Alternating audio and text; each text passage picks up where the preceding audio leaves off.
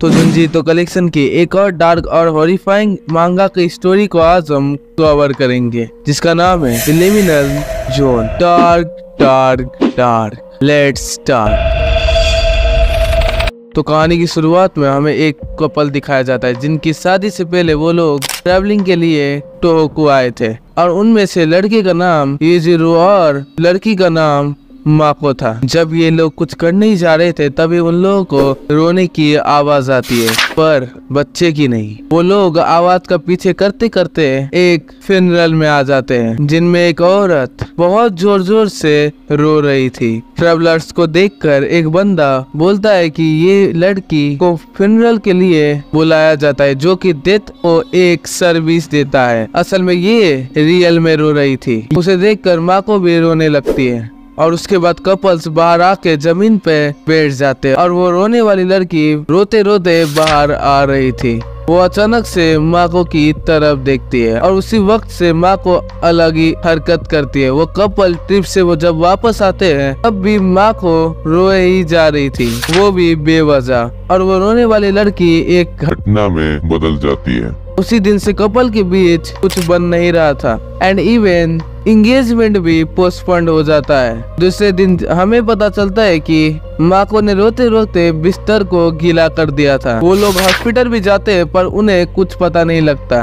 पर एक fortune teller उन्हें मिलता है, और जो बोलता है कि the key is in Tohoku, जहाँ पर वो लोग ट्रिप पे गए थे। यूजिरो और माको टोहोकू पर पहुंच जाते हैं उस रोने वाली लड़की को ढूंढने के लिए। वो लोग पहले फ्यूनरल वाली जगह पर जाते हैं, पर उन्हें पता चलता है कि वो रोने वाली लड़की बहुत पहले ही मर चुकी है। उन लोगों को कुछ समझ नहीं आ रहा था, और अचानक फिर से उन्हें रोने की आवाज आती है। वो लोग उससे फॉलो करना शुरू कर देता है। कपल एक जगह पर आता है जहाँ पर मच्छर ही मच्छर थे, और मच्छर एक शकल का रूप लेता है। पर अचानक से वो लोग एक टाउन में आते हैं, जहाँ पर उन्हें वही आवाज सुनाई देती है। वो लोग उसे फॉलो करना शुरू कर देते हैं। पूरा जगह पर आंसू ही आंसू थे, सब लोग रोए ही जा रहे थे। वो लोग एक इंसान से मिलते हैं, जो कि वही रोने वाली लड़की थी। वो बोलती है कि मैं तुम्हारा ही इंतजार कर रहा था, तुम बहुत अच्छी रोती हो, तुम्हें पता है कि रियल सैडनेस क्या होता है, जो कि नॉर्मल इंसान कभी फील नहीं कर सकते हैं। पर जब तक किसी बंदे का शरीर से आत्मा नहीं चला जाता, तब तक वो लोग रियल सैडनेस को नहीं देख पाते। पर तुम उसे देख सकते हो। जो आंसू तुम्हारे आंखों से आ रही है, वो मरे लोगों की है। मैंने पहली बार इतना आंसू किसी के आंखों से देखा। और उस वक्त यूजिरो माको का नाम लेता है, और वो बोलती है कि माको, तो ये है तुम्हारा नाम, तुम शायद एक बेस्ट ओरुई बनोगी। कपल पूरी तरीके से कंफ्यूज थे, और वो रोने वाली लड़की बोलती है कि ओरुई एक लेजेंडरी रोने वाली लड़की है, जो कि 200 साल पहले जब बहुत परिवार और लोग मरे थे, तो वो रोती रोती लैंड और सोल्स को शुद्ध करता था।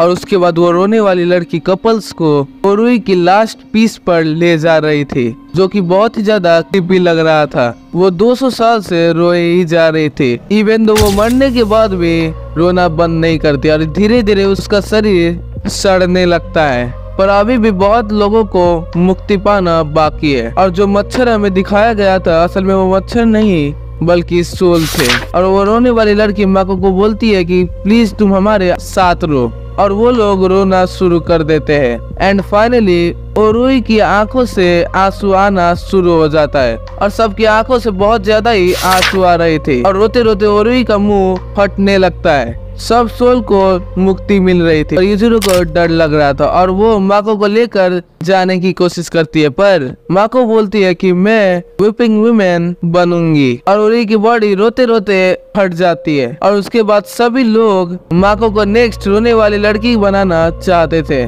पर यूजिरो दरवाजा खोलकर माको को लेकर भाग जाती है, और वो उन्हें रोकने की कोशिश करती है। पर कपल्स हैज बीन रिलीज्ड। वो लोग घर पहुंच जाते हैं, पर फिर भी माको रोना बंद नहीं कर रही थी। माको रोते रोते वीक हो रही थी। माको के पापा और आंटी माको को लेने के लिए आते हैं। यूजिरो उन्हें वीपिंग वुमेन के बारे में बताती है, पर कोई उसका विश्वास नहीं करता। एंड 3 महीने बाद माको की मौत हो जाती है, क्योंकि वह रोते रोते वीक हो रही थी।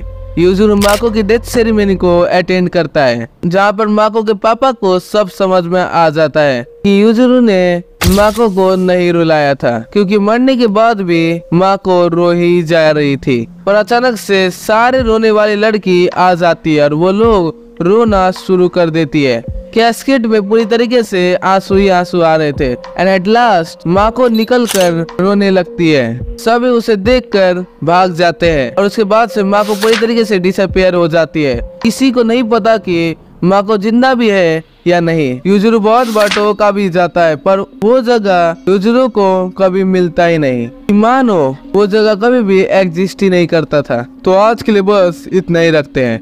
मांगा के और 3 चैप्टर है, तुम चाहो तो मैं उसे कवर कर सकता हूँ। और इस वीडियो पे 20 लाइक कर दो। मेरा इंस्टाग्राम अकाउंट भी है, तुम उसे चेक कर सकते हो। वहाँ पर मैं वीडियो के रिलेटेड अपने अपडेट देता रहता हूँ। मिलते हैं नेक्स्ट वीडियो में, तब तक के लिए इत्तेरा साई।